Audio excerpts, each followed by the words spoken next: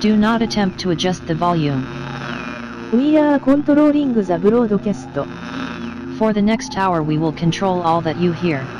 You are about to experience the knowledge and insights of the Media Mothership. Alright, welcome to Media Mothership, broadcasting out of Edge Radio Studios here in Hobart, Tasmania, Nipaluna. I am Dr. Craig, joined by B.A. Zeke and B.A. Marcus. B.A. Master Ons. Call me what you want, just don't call me late for dinner. Call me late for dinner. Da-dunk. All this and more on today's show. Humorous puns, hopefully. So on Media Mothership, we look at everything in and around the world of media, understanding how it shapes the world around us through media and pop culture. We're streaming on edgeradio.org.au as well as YouTube and Twitch. You can just find us by searching Media Mothership. And you can send us a message via the chat on YouTube or Twitch, or SMS us on 04888 11707. That number again. Zeke, what's that number? 0488 811 707. Yes. So today we're going to dive in, quite appropriately, given how close Halloween is, to the next 5 minutes on the classic 1959 Vincent Price vehicle, House on Haunted Hill. We're going to look at 5 minutes of that, and I think it's really ratcheted up the horror, the fear index. That's right. And we're going to test it against this theory called the Bechdel test. Yep. We agree on the pronunciation of that? Bechdel test, I think. Bechdel test. I think if there was a T in it, I'd want to pronounce it as Bechdel, unless the T came before the B, in which case it would be the Bechdel test. I would struggle to pronounce that. Sorry. Well, it kind of looks like, if that is how it's spelled there in the show notes, it looks like Bechdel. Well, I may or may not. Yeah, Bechdel test. It's a really interesting test. Basically, it came about through a comic strip by the author, whose name is the name of the test, Alison Bechdel, and it came up in conversation between two characters she's drawing in the comic strip at that point, and they're talking about, the title's called The Rule, and the two women who are talking about having just seen a movie, and they ask whether it satisfies the following three requirements. Those requirements are: the movie has to have at least two women in it, they have to talk to each other, and it has to be about something other than a man. Yeah. There you go. So we're going to apply that theory to this sequence. I think it's charted high. I think we can already say that there's more than two women in this movie. There's three. So yeah. And the ghostly form. That's true. If you count a ghost as being able to. Yeah, it's interesting actually, because you could say, I was going to say the scene we're looking at is the first scene of two women interacting with each other, but if you include the scene where she confronts the ghost, that's true, then it's not the first scene. It's actually like the third scene. There you go. And if do they talk to each other? Is screaming talking? It depends how coherent it is. Yeah. It is a form of communication. Yeah, so maybe it actually does, based on that. It's a very... Yeah, I mean, I guess she's screaming...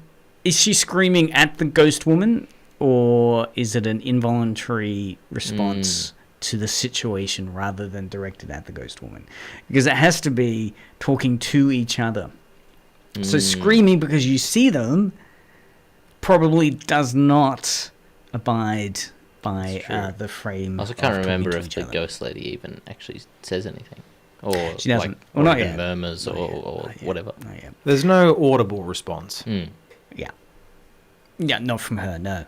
Then we're going to dive into some really breaking news. Marcus, I'm so glad you're on the show, because you actually have given us the news. I was paying attention to the news and didn't think either of these issues were newsworthy, but then you've reminded me that they are, in fact. We've got the Black Adam release today, worldwide release this very day that we're broadcasting on the 21st of October.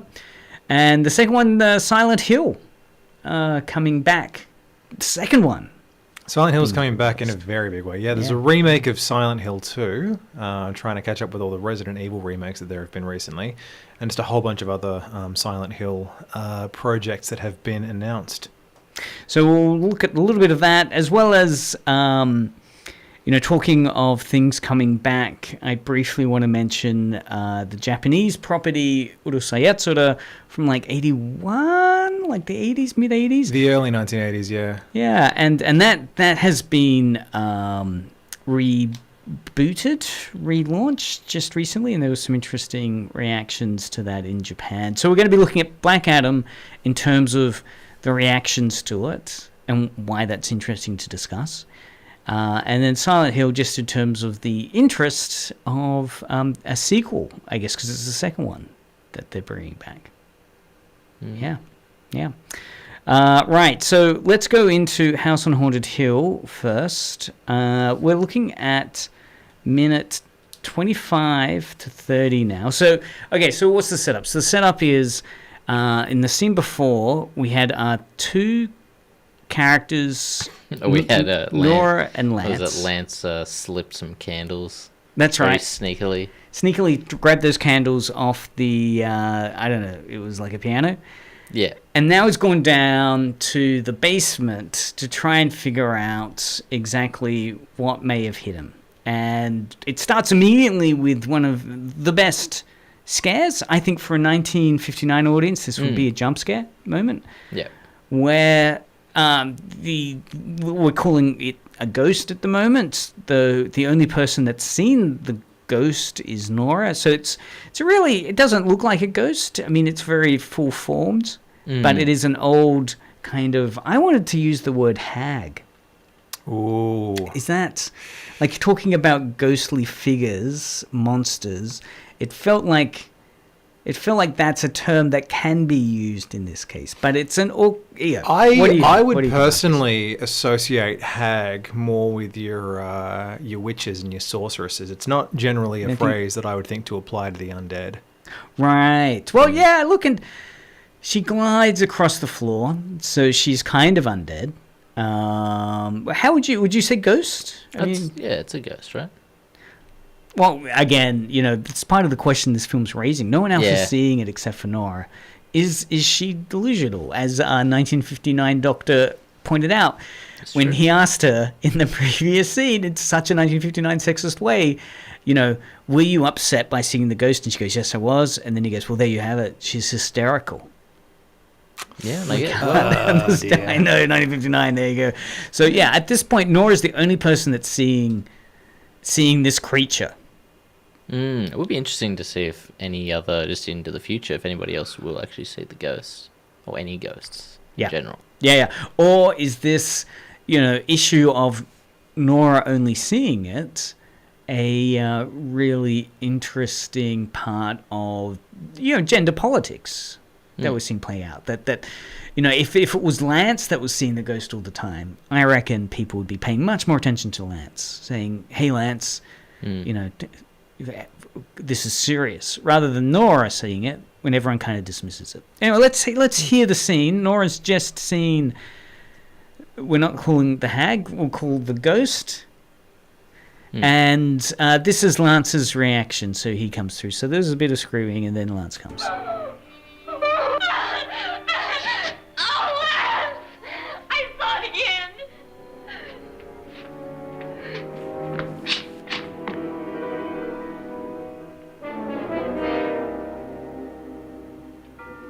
Where'd it come from? From in here.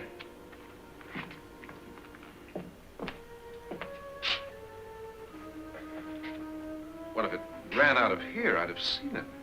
Lance, it doesn't run, it just floats. Yeah, but why didn't I see it? You don't believe me. How can I?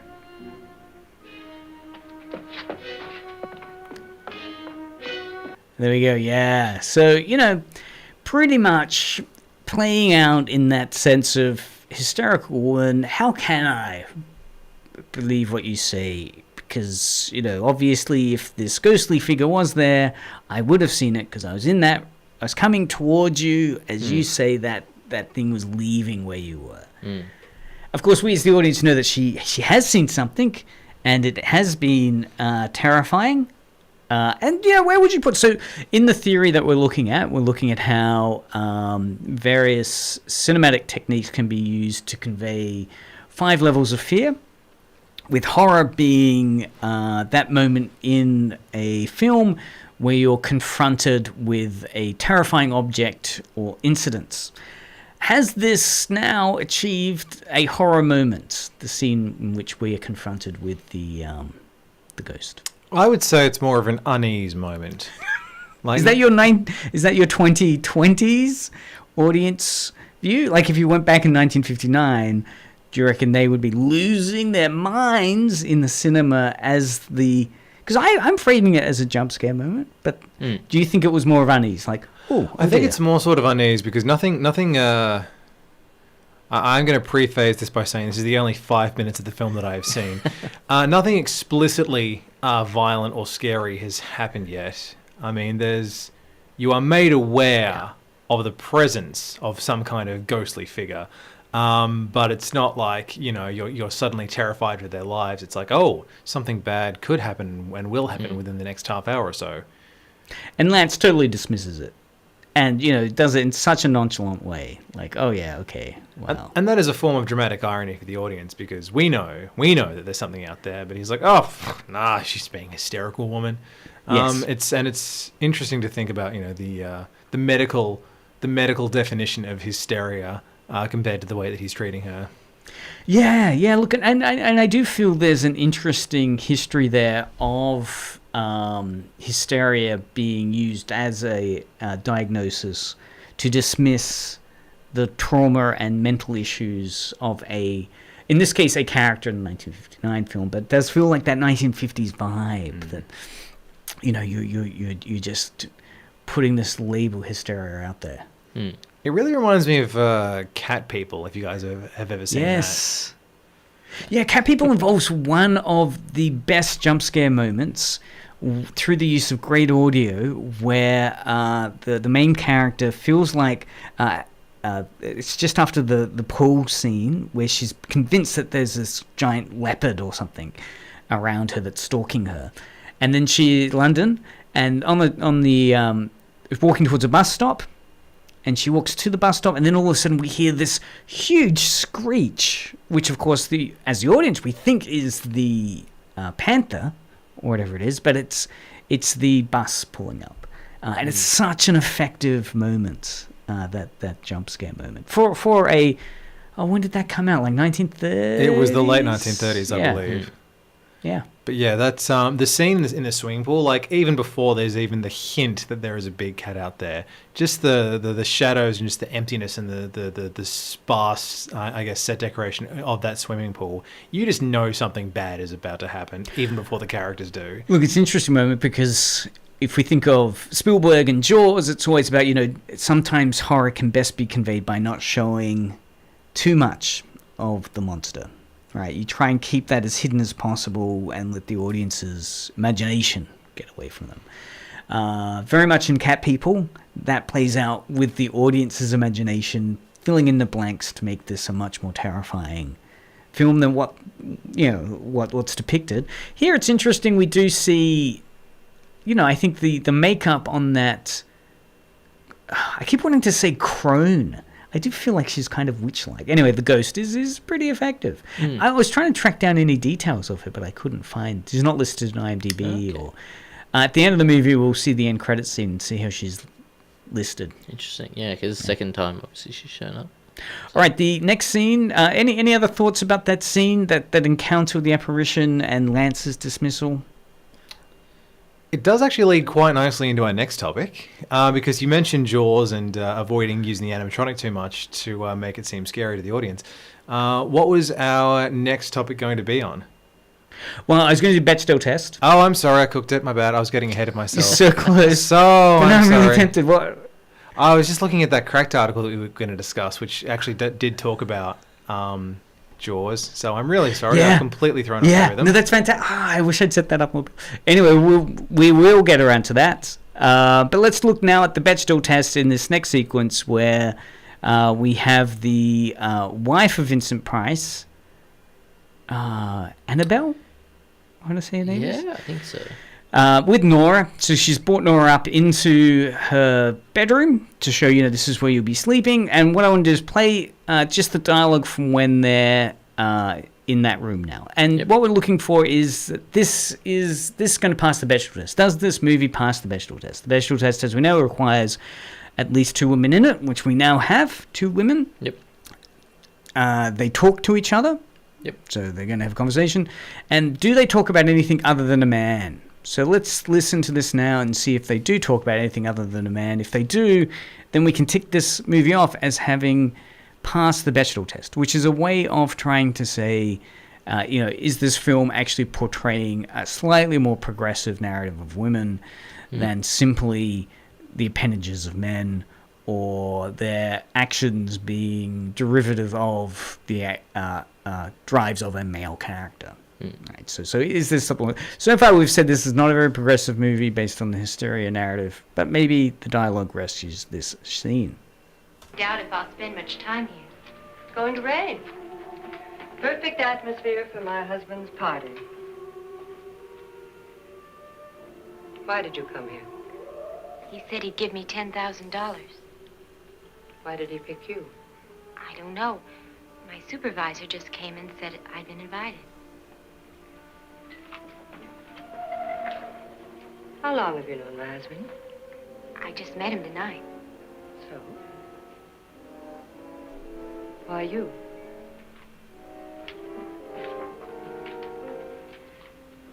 What were you doing wandering around by yourself? Well, I was in the cellar with Lance, Mr. Schroeder, and I just left, that's all. Don't do it again. Don't go anywhere in this house by yourself. Now fix your face and I'll come by for you in a few minutes. But You're in danger. We all are. But who? I hope for your sake you never find out. What do we reckon? A lot of that is about male characters. Why did he invite you here, right? What were you doing with Lance? Or that she was with Lance is what she talks about. Was there anything there that was just about... You could argue something other than the second half of the conversation wasn't. But, I don't know, it's still very contextual to everything else that they were talking about as well. Yeah. So. Don't go out alone. Stay with someone else. I mean, that you could say is closer. I'm going to put my high school teacher cap on and say this scene involves discussion of men. This scene, therefore, does not pass the Bechdel test. That I agree. Yeah. Yeah, and I think the requirement is that the scene as a whole doesn't have that, or would have a very, very slight mention. That'd probably be the only thing that's allowed. But it's definitely at least half the conversation is dominated by that. And if you'll excuse this phrase, given the cinematography, it's a very black and white issue. Yeah. Also, I'm astounded that this only has 31 views on YouTube.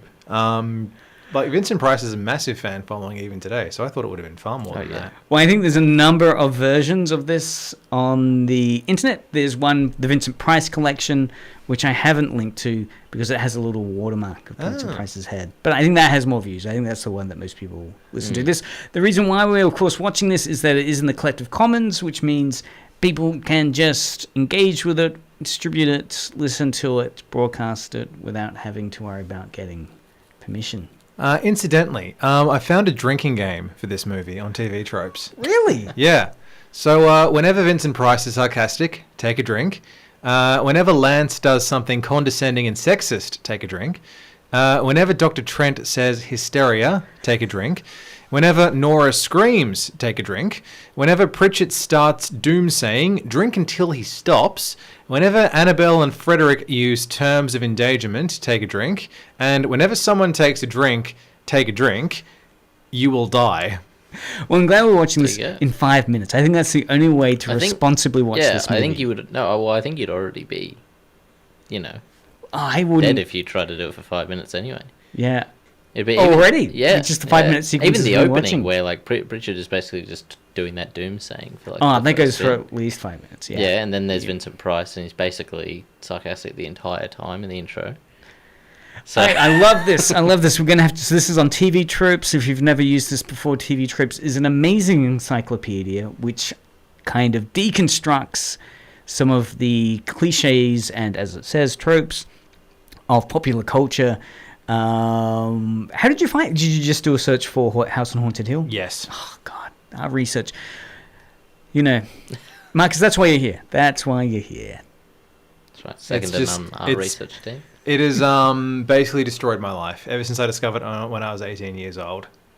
Is such, and the thing about TV tropes that I find so time consuming. By destroyed your life, do you mean kind of like it can just be a huge time suck? Yeah, I've just wasted I've wasted months, I reckon, in cumulative time over the last 14 years on that website. And it's the hyperlinking that gets me. Like It's the hyperlinking. you'll go into a category, and then it will list all the number of movies which have done it, and then they'll list other tropes that it's connected to, and it's very entertaining, including that challenge. All right, well, we did set up quickly the discussion for Jaws, and this is from a Cracked article called 4 Unhinged Movie Theories That Almost Make Sense. And this one I do like the Jaws one. Did you want to set it up? Do you remember what it was saying? Yes. So basically, there's a theory that Jaws holds the clue to a real life murder. Basically, analogizing the injuries, the fatal injuries that one of the characters gets in Jaws, actually to the injuries that a Jane Doe decomposing corpse had that was found in 1974. And there's this great. I'll play a little bit now of the. It's called Inside Edition. It's one of those, I don't know, popular American, not news stations, and they're doing a little piece on this. I'll play it, and I don't know if anyone will hear the. I think they tell you who it is who's got this theory. Anyway, we'll play a little bit of it to give you some background. Does the blockbuster movie Jaws hold the key to a murder mystery 4 decades old? I was watching Jaws, and suddenly I sort of prickled all over and with goosebumps and, stiffened in my seat. The 1974 case is known as the Lady of the Dunes. The Lady of the Dunes was discovered when a teenage girl was walking her dog in an area like this one. It was a pretty gruesome scene. The body was badly decomposed, found lying face down on a beach towel. She's never been identified, but a blue bandana and a pair of jeans found at the scene folded up under her head could hold a key to the mystery. So it's the blue bandana and the jeans, which is the semiotic kind of link here.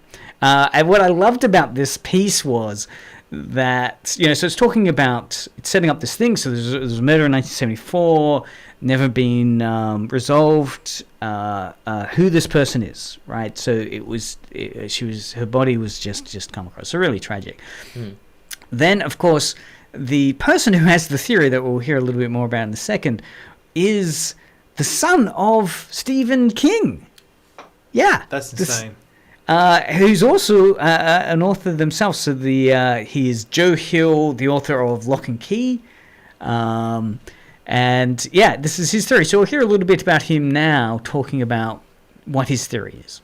I read about the Lady of the Dunes. Best-selling horror story author Joe Hill, the son of legendary writer Stephen King, says he was watching his all-time favorite movie, Jaws, when it suddenly hit him. There, in this scene involving dozens of extras exiting a ferry, a woman in a blue bandana and jeans. She bears a shocking resemblance to the Lady of the Dunes. Yes, Hill thinks the woman in that scene may have been murdered not long after the movie was filmed.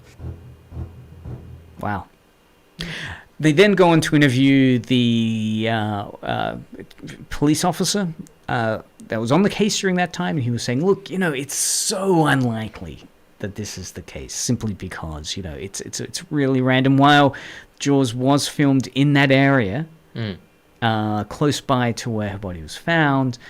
Nevertheless, it's unusual. It would be such an unlikely connection. But nevertheless, those two garments were the same.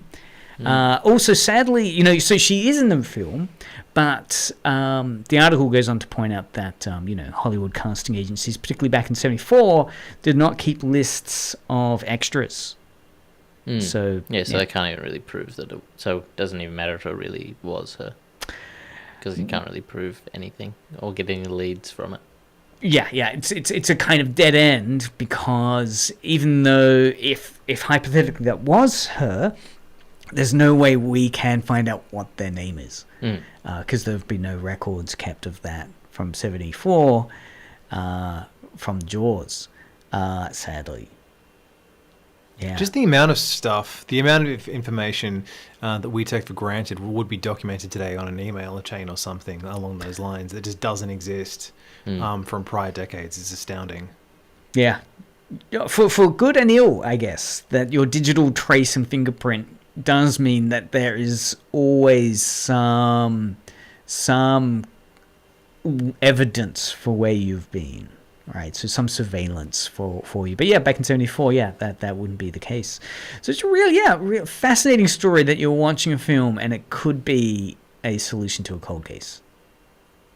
Quite weird. The second one of these, which was kind of fun, was talking about the Frozen movie. The title is Frozen's title was created to distract people from a Disney conspiracy theory. I thought that was the thing for a moment there. Okay. Well, the characters in the thing were in a cold environment, but I don't think Disney's worried about people getting confused about John Carpenter's The Thing film. I mean, Kurt Russell started out as a Disney star, so true. That's a good TV trope. Would be so proud of you with that link. All right. So, what is the Disney conspiracy theory? Hold on a second.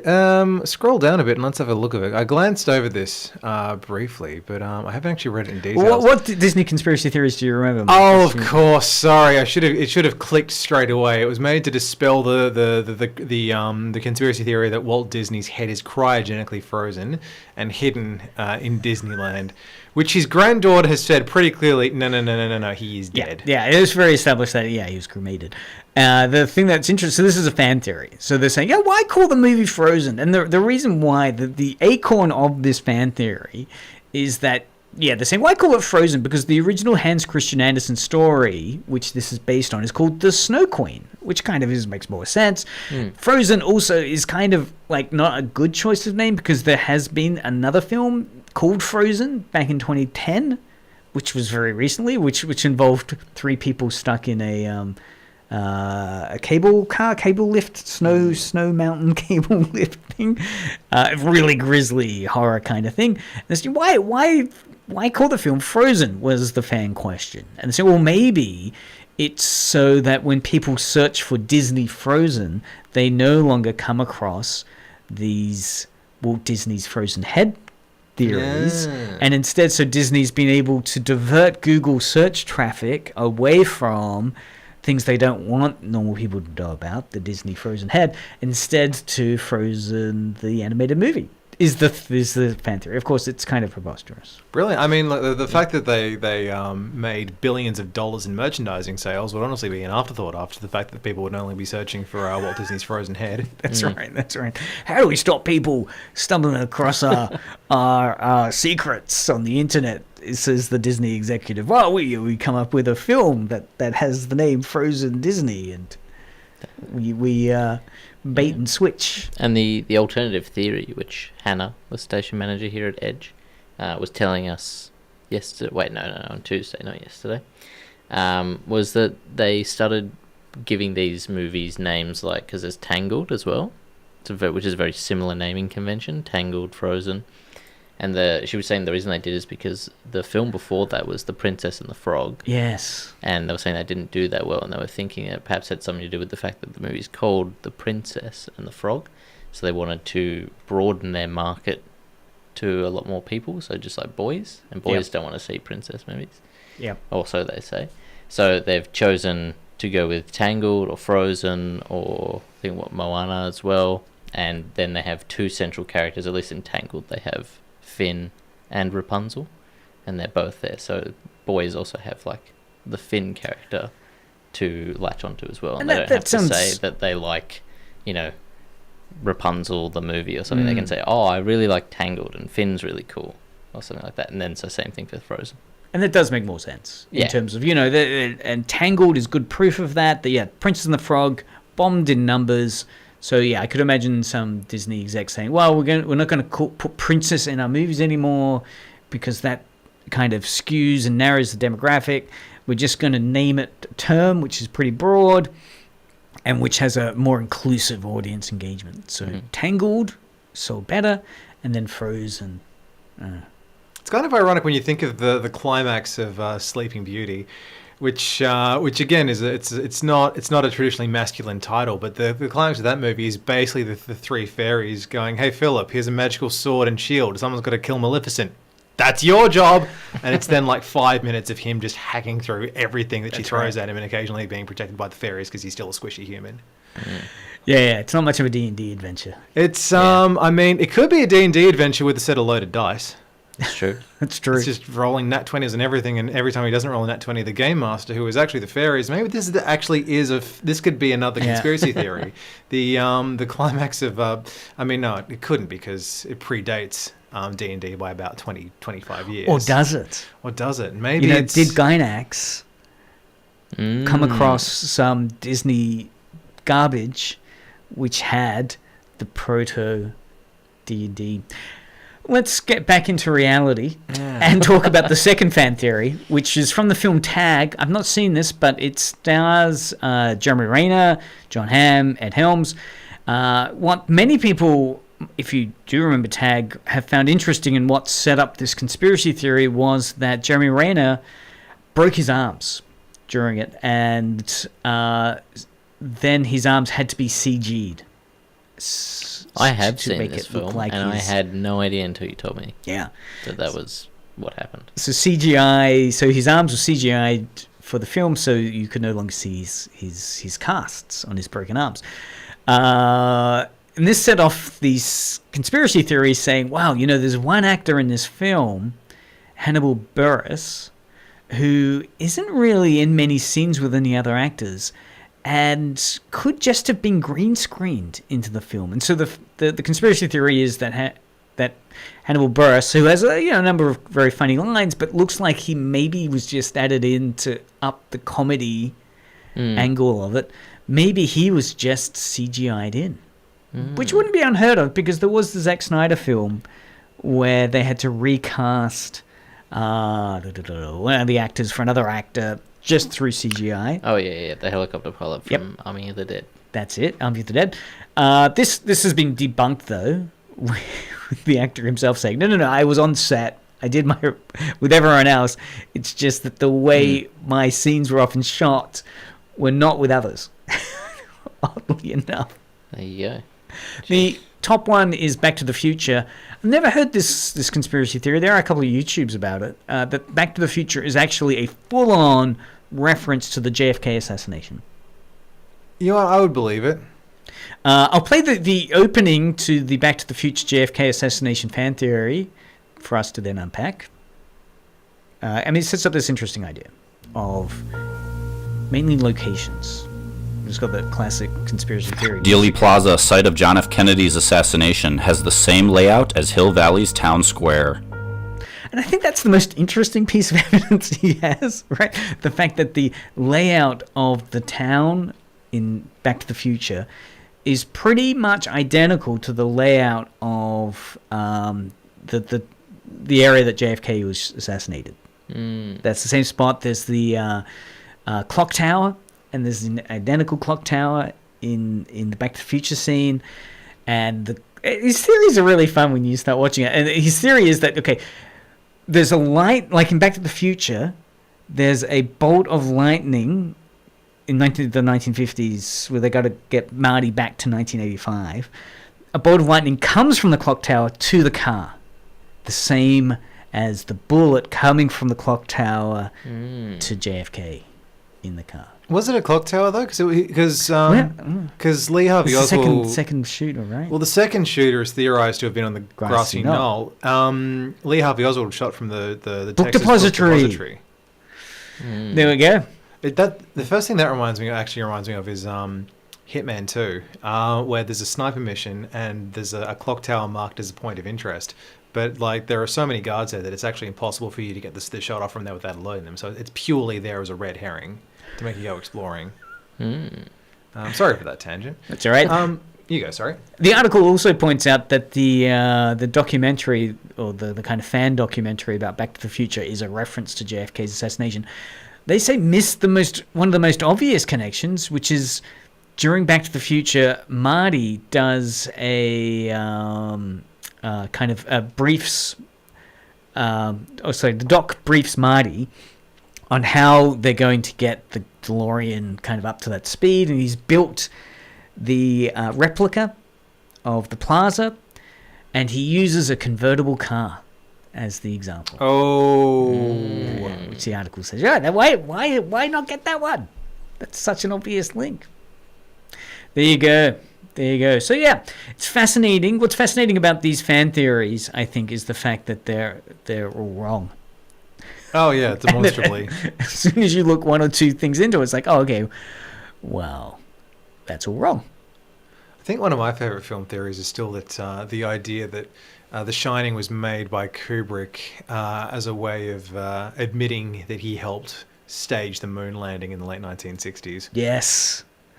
Yes, and that idea even gets referenced. I think TV tropes would have the movies that reference the Stanley Kubrick kind of idea in their things. I think Umbrella Academy has it in one of their scenes. It's actually a little known film. It's a little known fact that Kubrick actually did stage and film the moon landing, but he's such a noted perfectionist that he insisted that they create the technology to actually go up to the moon and film it there. There you go. There you go. You are a school teacher. I'm absolutely a school teacher. All right, I quickly now want to go into some two topics that are hitting the airwaves as we speak. The first is Black Adam, and I've just done a Google News search for Black Adam Rotten Tomatoes. And Rotten Tomatoes has an interesting role these days in talking about movies or pop culture and why it matters, because often in Rotten Tomatoes is used as a surrogate for the tournaments of value which break out over the internet around, certain segments of the fan community thinking that actors are wrong in certain roles or become offended by certain actors, and then they do these review bombing exercises on Rotten Tomatoes where they kind of, even before the film's released, they've kind of bombed en masse the rating of it. In this case, Black Adam's getting a little bit of coverage, just released today, already around Rotten Tomatoes. The headlines are, Black Adam's disappointing Rotten Tomatoes score suggests it's far from the savior DC fans were promised. The second one is, Black Adam's Rotten Tomatoes score is among the DCEU's weakest. Then DCEU fans debate the value of Rotten Tomatoes' uninspiring Black Adam score.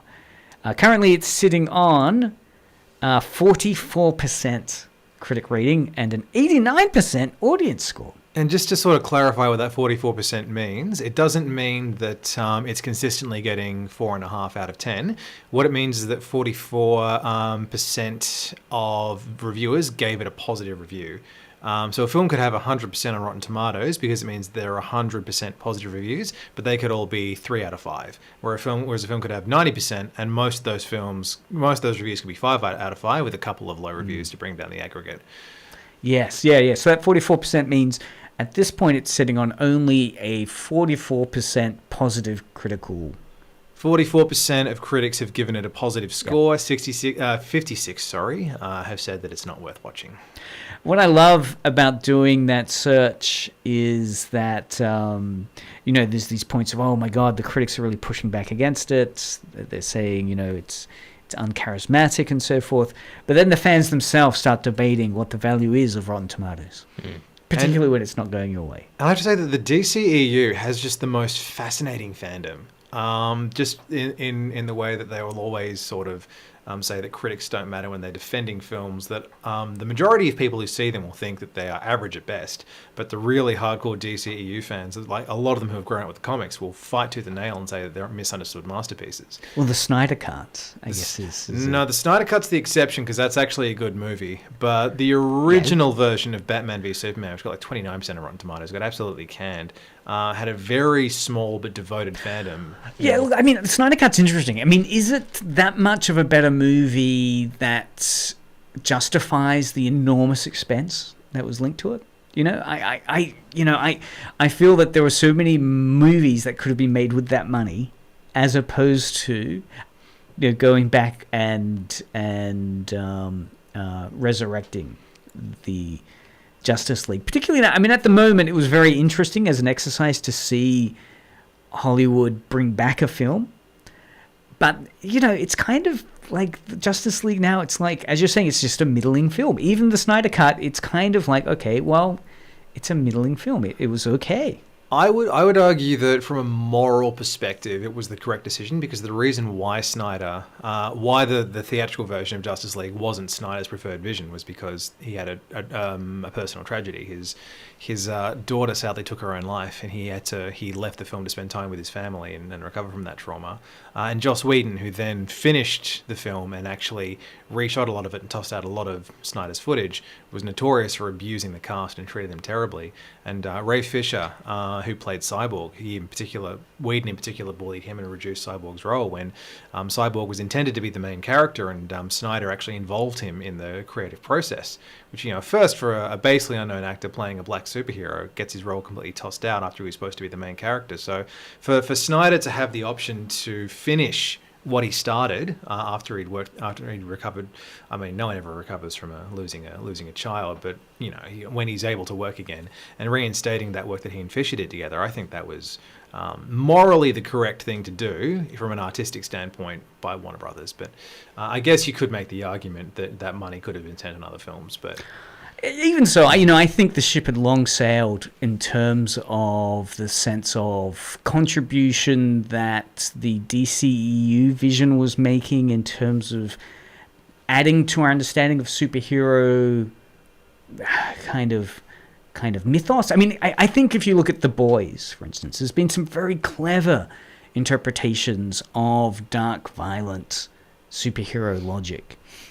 I think the DCEU space is a bit rudderless. I mean, it just hasn't been able to capture the engagement. Well, and I guess this is the well-rehearsed debate, isn't it? Right? Around this DCEU versus Marvel thing. The debate, the well-rehearsed lines are, Marvel's done it, and they've been able to balance that kind of, and then DCU hasn't. But then you have these kind of wonderful moments where Scorsese or someone will come in and say, it's all the death of cinema, right? All of this superhero stuff is just a backward step from what cinema should be doing. I think Black Adam's problematic from, I think, two perspectives.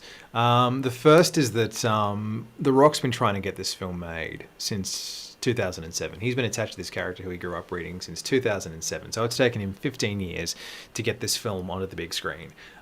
Which is, and we should, I guess, respect that perseverance. Everyone loved it when. But I mean, yeah, Black Adam. Who is Black Adam? I know, from all I know, is he's part of the Shazam universe, but he's not Shazam. Yeah, he's an anti-hero who exists in Shazam. I believe he's sort of a rival / member of Rogues Gallery. I haven't delved too deeply into comic lore because I'm a fan of stories that end. So I grew out of my comic reading phase pretty quickly when I realized that this is purely designed to keep you reading to the next issue with no actual closure. But the other thing is that because The Rock has been in so many franchises where he's appeared and given them a shot in the arm, and they've suddenly gone up in terms of critical and commercial success. Like he did that with G.I. Joe, with the Fast and Furious movies, with Jumanji. He's basically looked at as I guess a business asset by Hollywood. If you get Dwayne Johnson into your film, it's going to start doing better. And he's excessively confident that this is going to change the direction of the DCEU. The DCEU doesn't have a direction, hasn't had a direction since 2016. And he's very confident that he's going to be the new sort of linchpin. And I guess the negative reviews that it's getting, it's sort of, he's flying too close to the sun, and he's very self-assured of his own brilliance.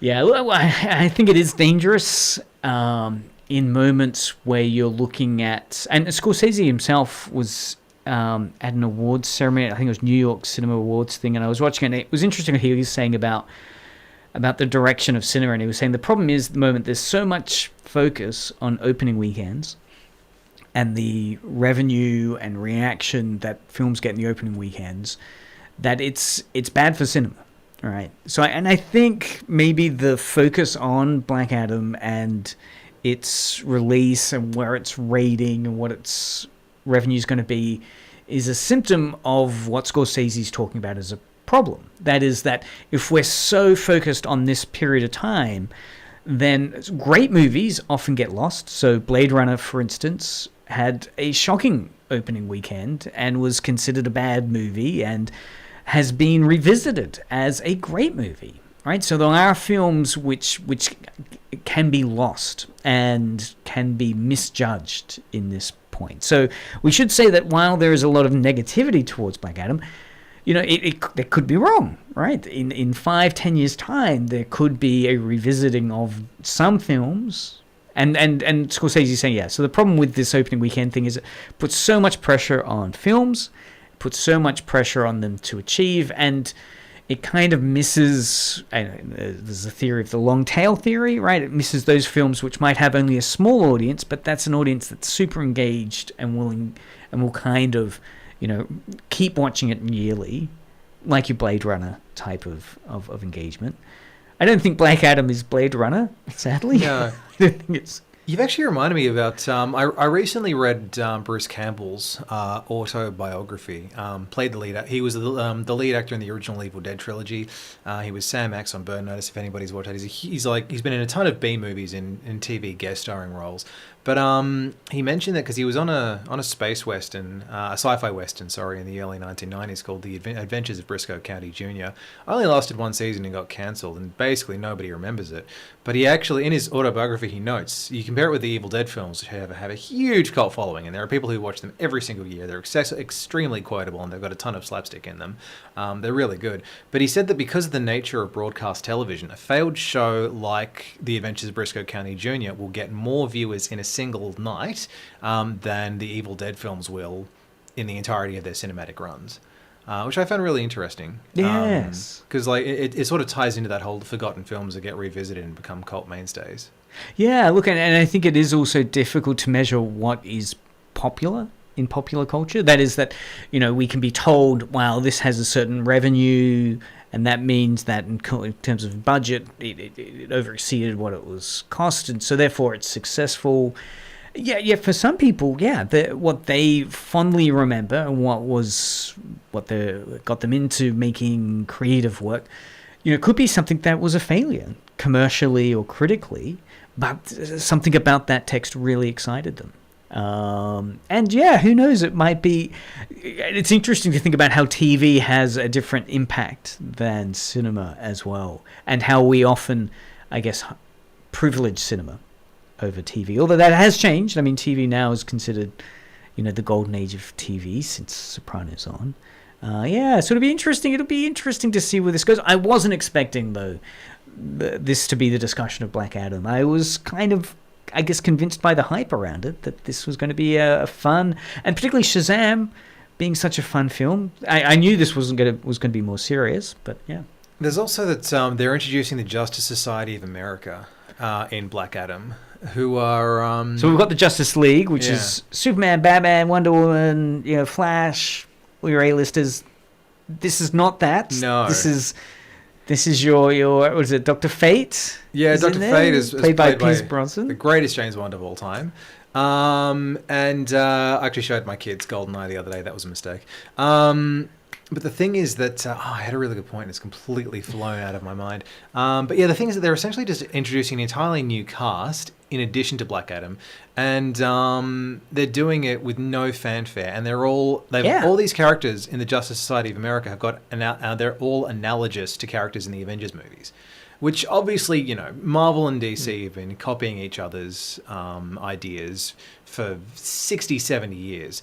But the fact that the MCU is now so prominent, people will see these characters who may even predate characters in the MCU and go, oh, that's just a rip-off of the MCU. They've just Doctor Fate, Doctor Strange, Atom Smasher is just Ant-Man. It's just... It's interesting what becomes a center and a periphery. I think, it's interesting. Some people will forget the legacy of DC. I guess that's probably what's of concern. But Zeke, you were saying you'll watch Black Adam? I'm going to watch Black Adam. I love any movie that Rock's in. Not because they're good. They're always fun.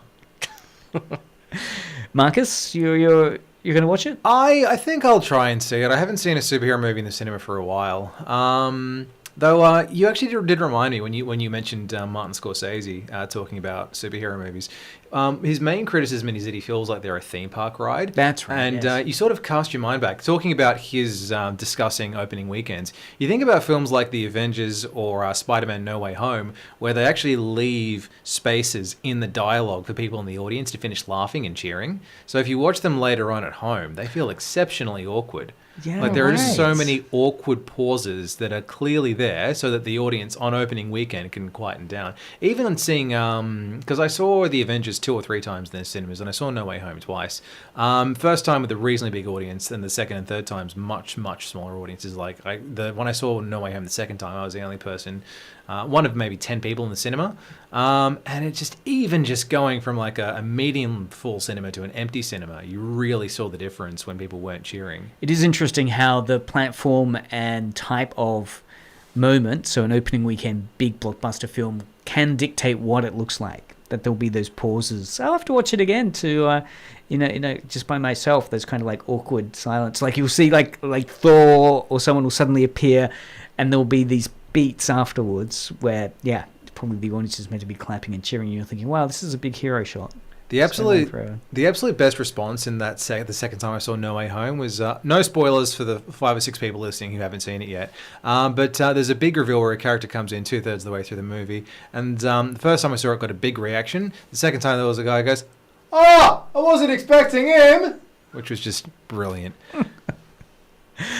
Well, talking of brilliance, that's been Media Mothership for another week. That's right. Thank you, Marcus, for coming on. Thank you for having me. Zeke, great paneling.